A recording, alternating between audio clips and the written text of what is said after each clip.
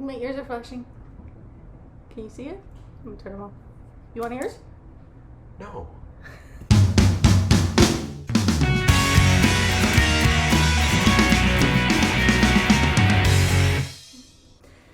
This is Alex. And he watched not all of Merlin. You came in late. Not the first season, so I'm not quite sure, like... You came in the second or the third? I watched most of the second. I watched most of, like, the second, third, fourth. The only things I missed were not, like, major episodes, and I actually did watch the last episode of the first season. Oh, you did? Okay. So, we're going to get his perspective on Merlin, which, you know, I think will be interesting just from a guy point of view and all that kind of thing. You're a guy. And good job. I'm a good mom. I know the difference. But let's start with the basics. Okay, so favorite character or knight? Like, you can say favorite character or favorite knight. I mean...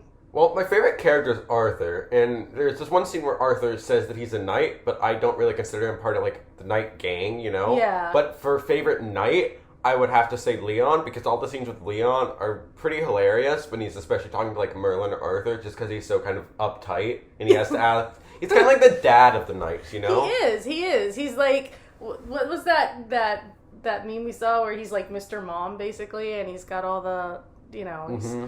But yeah, Leon is awesome because he's like chief knight. I don't know if they ever say whether he's like actually, but he seems to be the go-to if you want like a responsible person. You know, if you can't have Gaius as the you know, a responsible adult supervision, Leon's your next best bet. Is Gaius really that responsible? I think Gaius is responsible but ineffectual a lot. Like, I think... He can't get anyone to actually stop doing something. Right. He can advise against it, but for the most part, people don't listen to him. Like, if Gaius is standing in front of his doorway, people are going to push past him. If Leon is standing in front of the doorway, they're going to find another door. Yeah, that's a good way to put it. Yeah, because, like... Yeah, I feel like Leon at least has some muscle behind it. Like, he has the ability to actually control what's going to happen. He's, like, the only knight, I think, by the end who was actually part of Uther's court. Like, one of the main knights. So, like, you know, he kind of was able, in, like, the first couple of seasons to command Arthur. And that's, like, where you get, like, the scene where they talk about, like, poetry and stuff like that. Because, like, Leon can go tell Uther in, like, the earlier seasons. And This is true. And Arthur can get in trouble by Leon. I mean, and that kind of carries over, even though Leon is subject to Arthur when Arthur becomes king. Oh, you feel like Arthur still kind of sees Leon as, like... He takes his advice Leon and his is opinion. his stepdad.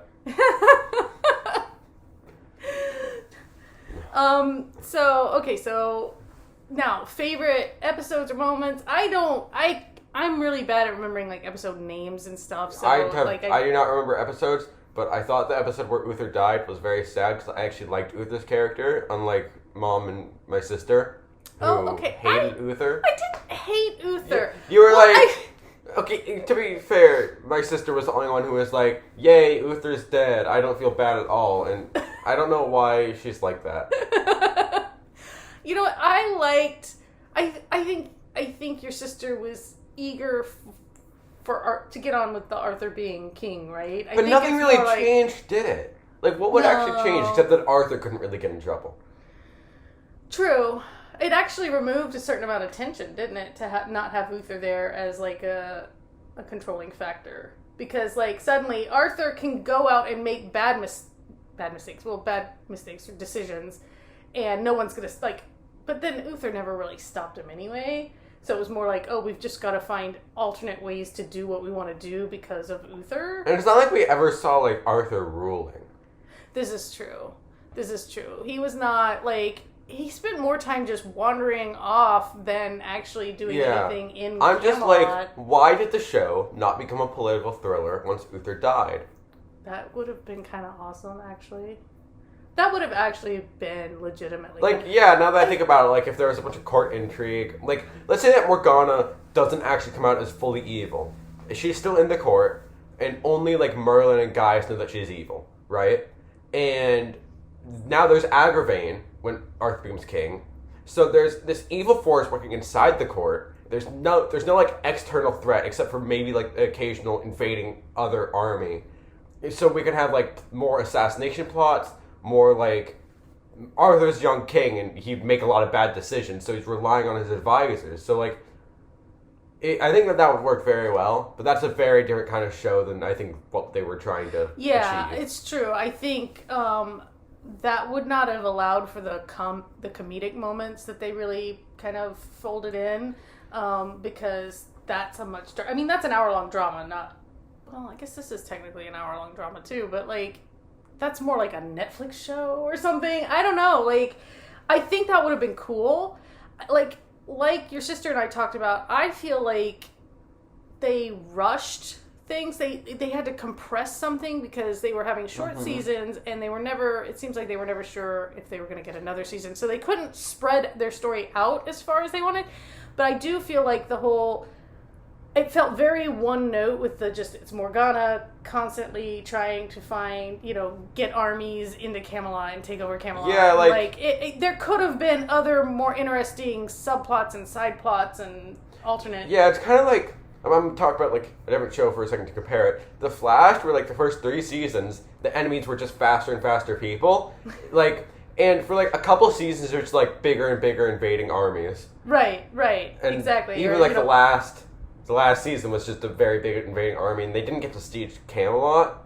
Right. But, like... Well, and it's funny because, like, at that one point when they had, like, an immortal army or whatever, you think, well, okay, so this has got to be as bad as it gets, like right? How could it get worse? Right, but, like... Well, somehow... but the thing with the immortal army was that they could just destroy the cup and all of the immortal army would die. So it was really just related to this one MacGuffin. True. Well, actually, is it a MacGuffin because it plays plot relevant? It is actually... No, it can't be... Because it can't be replaced by, like, an Infinity Stone or, like, the One Ring. Right. Well, the One Ring is also not a MacGuffin. If it had been, like, the Soul Stone or something, could you have broken it and then they died, or... The Soul Stone hasn't really been, like, revealed on how it works, and now that it's gone... Like, in the comics, it's basically a necromancy stone, so, yeah, kind of the same thing. It's a very generic item, but it's not a MacGuffin. Okay. Alright, so anyway, yeah, because that was, the Cup of Life or whatever in Merlin. Yeah. Okay, so then, oh, wait, I was going to ask, okay, so, but so is one of your favorite moments when Leon finds them and they say they're doing poetry or whatever? Because that's a good moment. Like, yeah, it's hilarious, because, like, the comedy, like, if they were acting completely serious, it would be like, yeah, that's a pretty funny joke. But it's also, like, a form of physical comedy and just, like, their facial expressions. Because, like, if you ever watch, like, the cuts on YouTube of, like, moments like this, and like, Arthur's like, Merlin, what are we doing? And Merlin's like, yeah, we're doing poetry. And Arthur just, like... He's like... And they zoom in on his face. He's like, not in the actual show, but, like, still. It looks like Bradley James was generally, like... seriously surprised by, like that wasn't in the script. He's like, what? Poetry. It's like they didn't tell him what Merlin was going to say, and then he had to just respond for it. That would, yeah, I don't know if any of this show was ever ad-libbed, but... I don't think BBC does a lot of stuff like that. No, I don't think so either. I'm not real familiar with how they do stuff, but, I think British humor, though, is just generally pretty funny for me. Yeah, I do. Well, I grew up watching British television with my dad, so I think I got that sense of humor, ingrained in me young. And so I do tend to prefer British humor over American humor, which I find a little more base. Anyway, so the thing I was curious about, because again, your sister and I talked about it a little bit, like, obviously she reads a lot of homosexual subtext into this show, and a lot of people do. She does that for every show. Yeah, she does. She does. Even if there's nothing there, and it gets kind of annoying. But for me, like, normally I do too. I mean, I tend to pick that stuff out, but for me, although there are moments in this show that I'm like, I could definitely read it that way, it did not feel that strong to me. Like, to me, Did you want it to be, like, stronger? Or, like, well, were you fine with that one? No, I was fine with it, but I went in because I had seen so much online about it being, like, oh, so gay or, whatever. Like, I went in expecting it to be, if not overt, like, definitely more. And it wasn't, and that was fine. But I was kind of like, I can see, like I said, I can see moments when people are getting that, but I could definitely, like I said, read Merlin as having a crush on Arthur, maybe. But not the other way. Yeah, around. I didn't see Arthur as ever feeling anything anything Arthur's but kind oblivious to everything. He is. That's part of his charm. He's just like, I would know if he was a sorcerer. That's ridiculous. Yeah, like, Merlin, the sorcerer, that's ridiculous. Like, I think that there's a scene where it just, Arthur has to decide whether Merlin's a sorcerer or, like, some other guy, and he chooses the other guy even though it's clearly not that person. I think it must have been you. Merlin can't do sorcery. But anyways, off topic. Yeah, so, like, coming from a male perspective, and because here's the thing. My unique male perspective. Your unique gender perspective. I'm going to be honest, I don't think that my gender perspective is that strong, if that is even a thing. But, okay, so actually what I'm curious about, besides your read of it, is whether or not you think that when people watch something like Merlin and automatically go from, these two guys, if there's any kind of intensity in their bond, they must be gay. Do you find that to reinforce toxic masculinity? In that it's almost like there's not allowed to be a really strong friendship between two guys if it's not gay. Yeah, I think that is a real problem. A lot of people... This is true for any kind of ship, too. Like, heterosexual, like, ships as well. Like, if there's a girl who's friends with a man, they're like, oh, they must be in love. Yeah. But also, specifically with male homosexual ships, if two men are good friends, then a lot of people will ship it. So it's really... I wouldn't say that it's hard in real life to have good friends, but, like, it does kind of reinforce it. Like... Because does it make you very aware when you have your guy friends around that I'm like, I've got to be very careful not to make it look like I like them too much, even though, like, you want to be good friends. Are you, like, aware of that? I think that it's always kind of been a cultural thing where guy friends don't, like, try to be, like, as... They're not going to hug or whatever. And I think that is a real problem in our culture. Like, along with feminism... allowing girls to be more masculine, it should also be the inverse where men can act more feminine. Without it immediately going to, oh, you're so gay. Or like if you a man, because if a man acts feminine, then they're like, oh, he's gay. But if a woman acts masculine, they don't use the word lesbian, they use the word tomboy. And there isn't really an inverse, except for a girly man. I was going to say, sometimes... Sometimes you hear that she's a dyke or she's a lesbian or whatever. Like, you do get people who immediately go to that, and it's kind of a weird cultural. Like, it kind of depends on if the person is somehow for whatever reason threatened by a strong female who does not portray herself in like a girly way or whatever.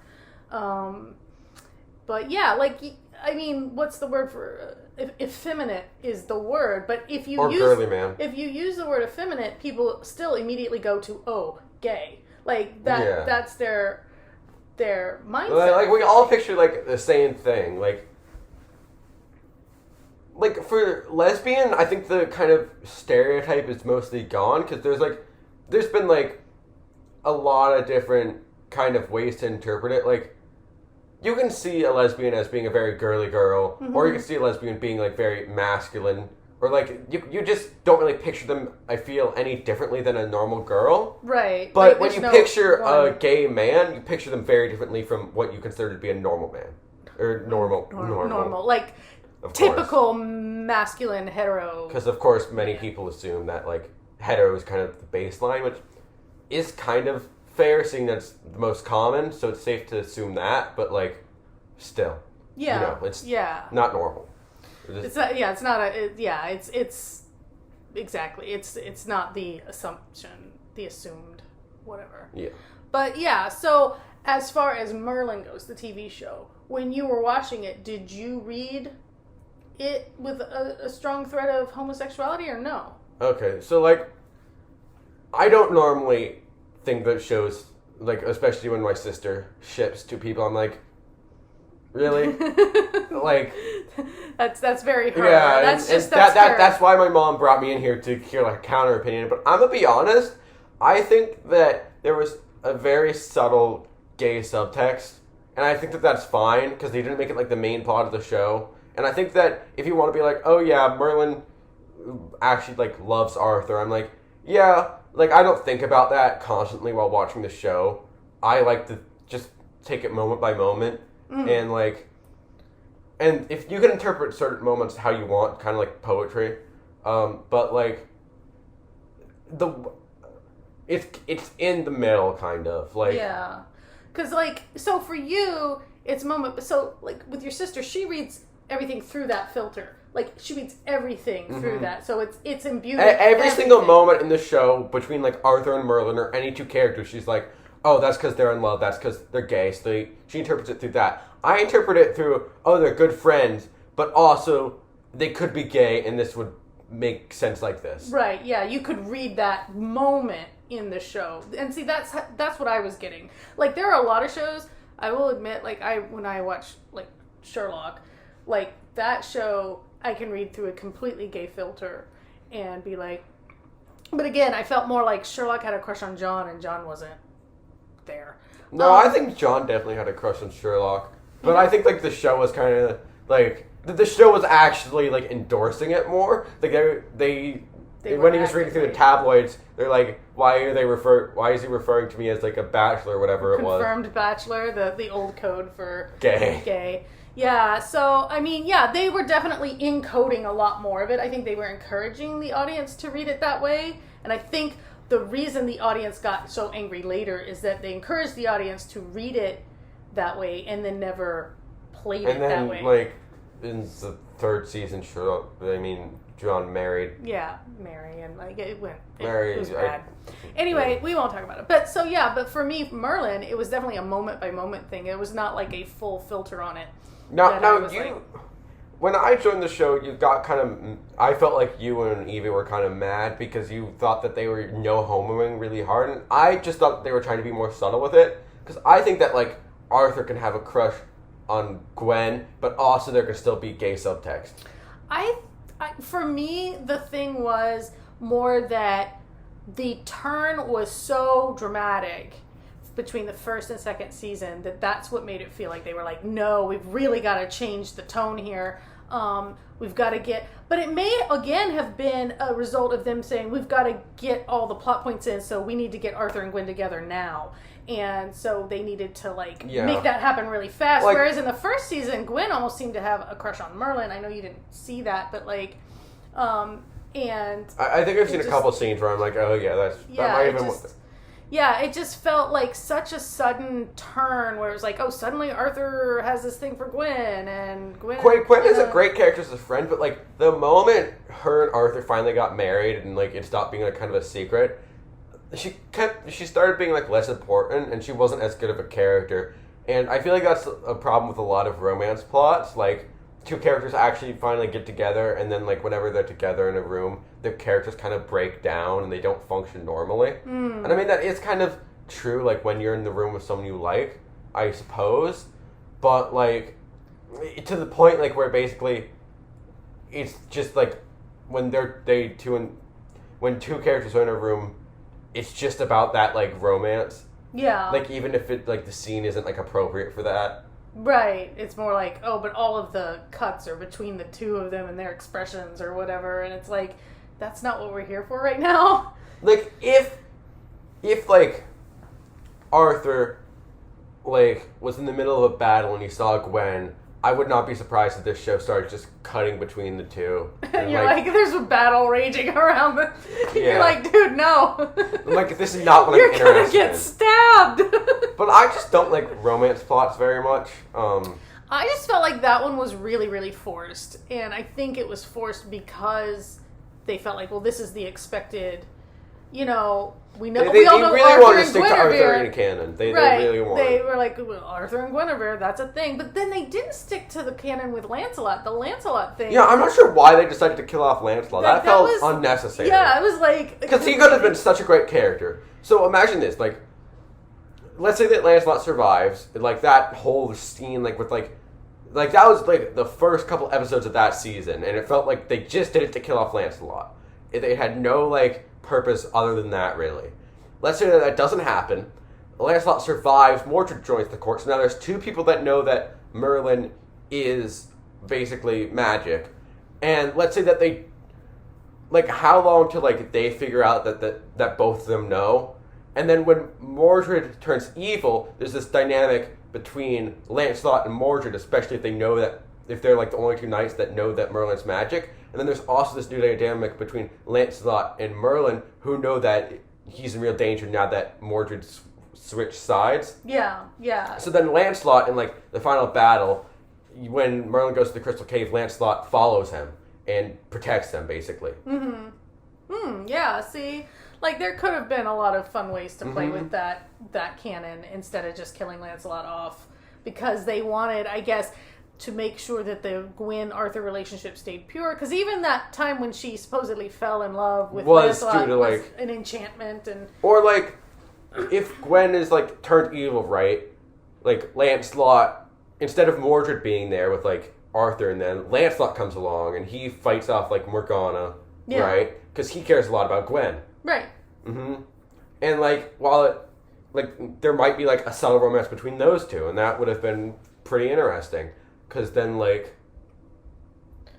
Yeah, see, and that's, I feel like there was some missed opportunities there. They just seem, and I don't know, maybe the actor couldn't come back regularly, so they just kind of had to... Yeah, it felt like it was very... It felt like that was, like... Story was. They wrote that episode before, just, like, in case, like, that character couldn't come back. Right.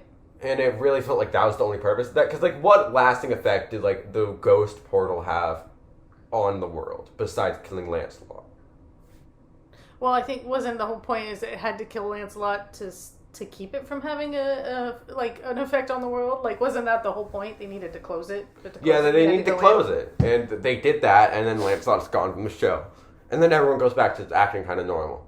Yeah. Like, everyone's like, oh, well that Gwen is really sad for, like, the last bit of that episode, and then she's fine. And then she's like, oh, well, I still have Arthur, I guess. You know, I don't know. But, like... But, like, I do feel like that the show, people recovered remarkably quick. And, okay, but to be fair, there were times when they made it clear, like, years had passed between things. And so there was more time there. These shows aren't like, oh, this happened this day, and then, like, the next day, the next episode. Yeah. It's like, this happened, like, this is the only episode in, like, this month. Or, like... Right. You know, like, so he may have been king for... years, I guess, although they kept treating him as a young, newish king, so maybe not. But, like, I think there had been, like, 2 or 3 years between, like, the Uther's death and, or, like, at one point she says, well, it's been 2 years, or it's been 3 years, or something like that. So that point is when Morgana reveals herself in the last episode of the 2nd season. Oh, right. And then the first episode of the 3rd season, Gwen's like, it's been a year since... Yeah, when they find her and she's got her sister in the cart or whatever. Yeah, that one. Okay, so time had passed. They'd been wandering around or something. And that is when that, like, whole thing happened with, like, Lancelot. But I don't really see any other gay subtext in the show besides that relationship, maybe. Yeah, well, wait, did you, between Gwen and Morgana at any point? No. See, and I think we picked that up more in the first season. I think that's just a result of, okay, Merlin and Arthur thing, and Merlin is Arthur's servant, and Gwen is Morgana's servant. So parallelism. And like, it's like, okay, if there's a gay relationship, like, some people really want, like, a lesbian relationship in the show, and I feel like they kind of forced that. That, I don't really felt like, I never really felt like... Gwen was in the tower, and Morgana was, like, grooming her, as it were, to make her evil. I think that was just kind of weird, to be honest.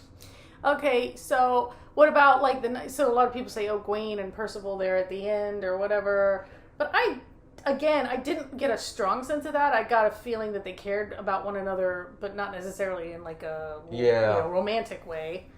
I feel like, like, when there's, like, a group of, like, male friends, and it just kind of, like... I think that is actually kind of toxic masculinity again, because you see them being good friends, and they're like, you know, they sometimes like hit each other on the arm and they mess with each other. Yeah. And you're like, oh, they're all gay.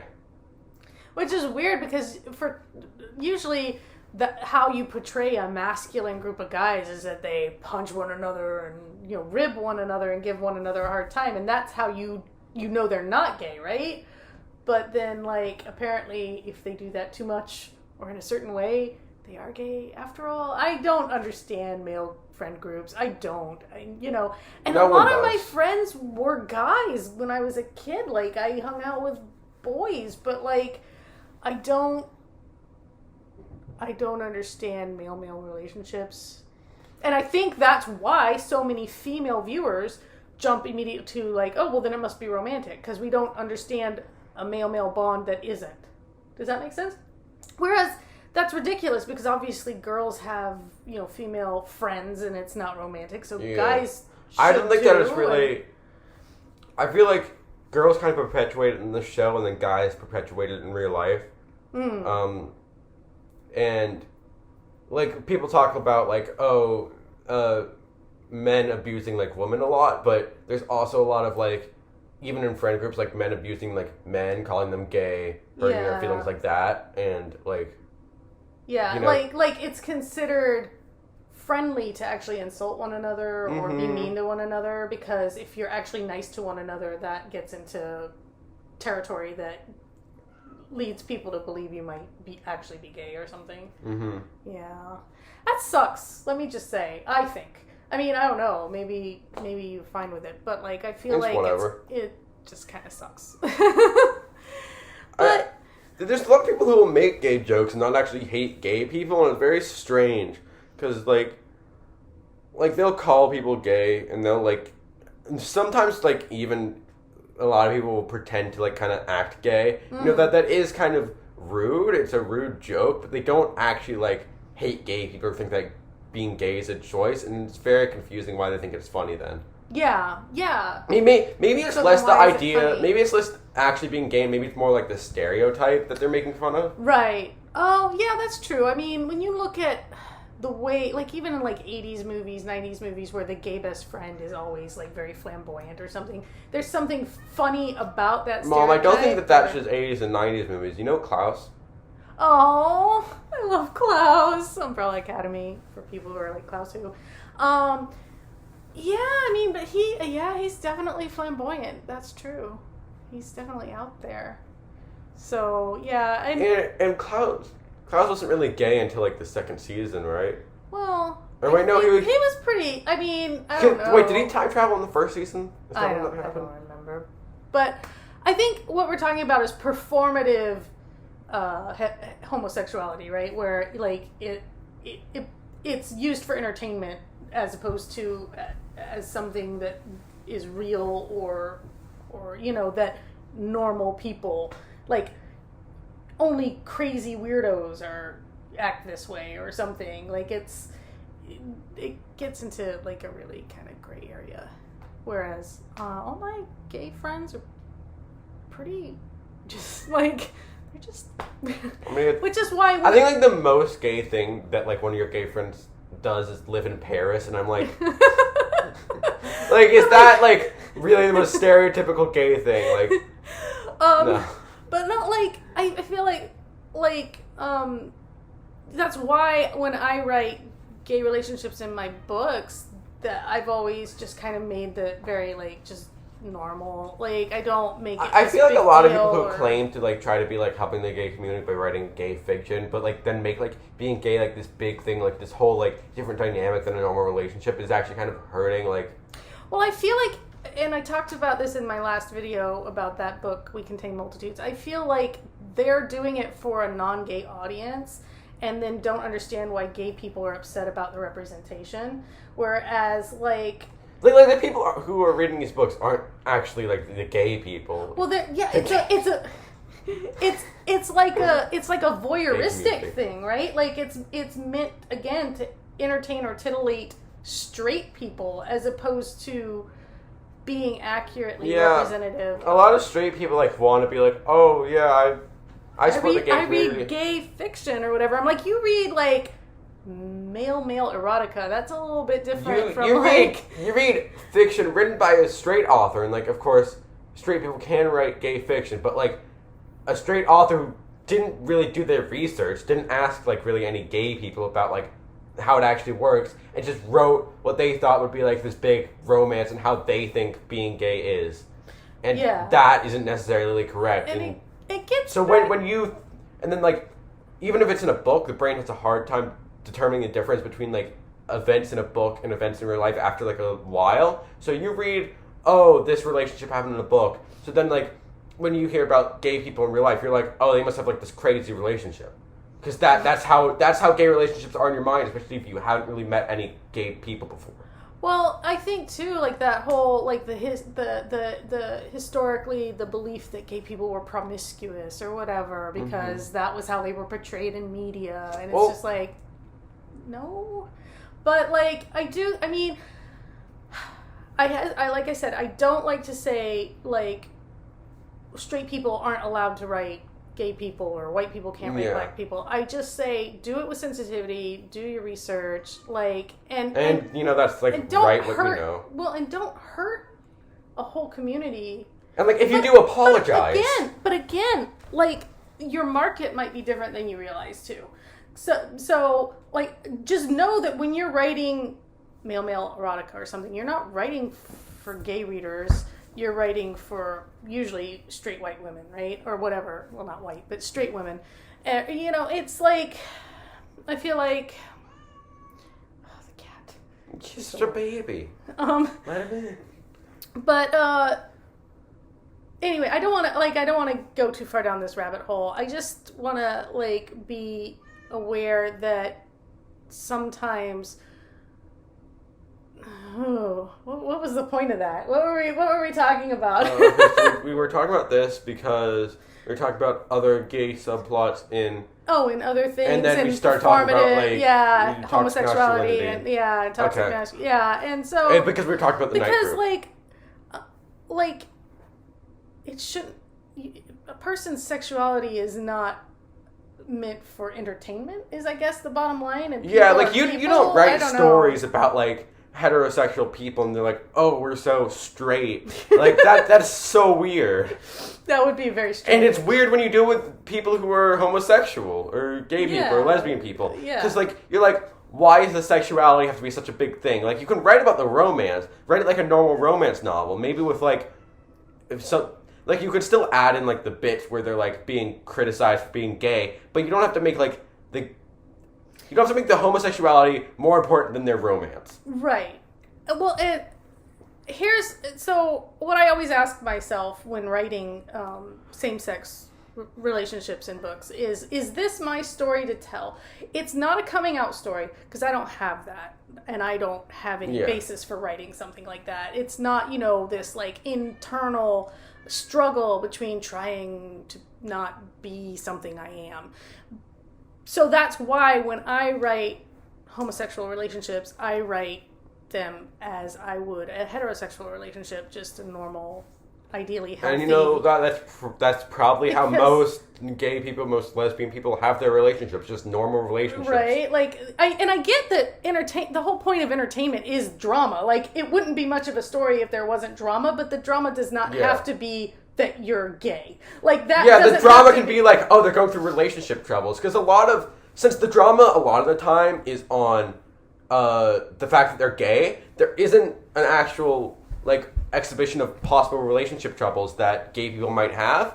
So a lot of people view like gay relationships as being almost perfect, or like they don't really have relationship troubles. And it's very strange because I've heard a lot of people try to like explain this, even though of course gay people do have relationship troubles. A lot of people explain it like, oh, they had to fight for their rights, which they did, so therefore they don't have relationship troubles because it took a lot more work. And I'm like, that's an okay explanation, but they do have relationship troubles. That doesn't make any sense to me. Like, they have the same troubles as anybody. Yeah. Like, but people try to explain it. It's something that doesn't exist.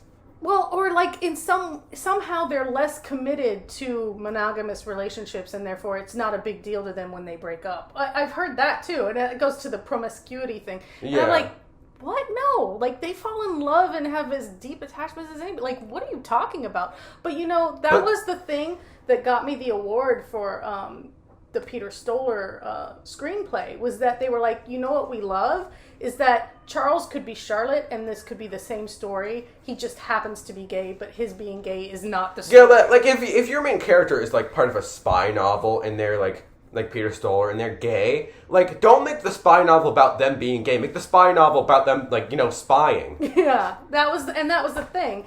And, I mean, it was about whether or not his lover was trustworthy, but, yeah, Charles could have been Charlotte, and it could have been the same story. It just wasn't, because Peter happened to be gay. So... Yeah, like... that was something that was a deliberate choice. Actually, it wasn't. Originally Peter was going to be with Miranda. But then I guess it just didn't fit. Yeah. You're like, this doesn't feel right. No, I mean, Peter was just like, no, I like that guy. And I was like, you like the cab driver? Okay, I gotta let the cat in. We should wrap this up because it's getting long. Yeah, this would be a very rambly video. Yeah, but that's fine. We talked about a bit more than Merlin, more about, like homosexuality portrayed in media. Yeah, extrapolating. Which is an important topic to talk about. I think so. And hopefully nobody takes it the wrong way. We mean it with all respect. Hopefully we were clear enough in what we said and meant. Obviously you can leave questions, comments on the video if you want. But thank you for hanging out. And now we should keep the cat from tearing up the door, I guess.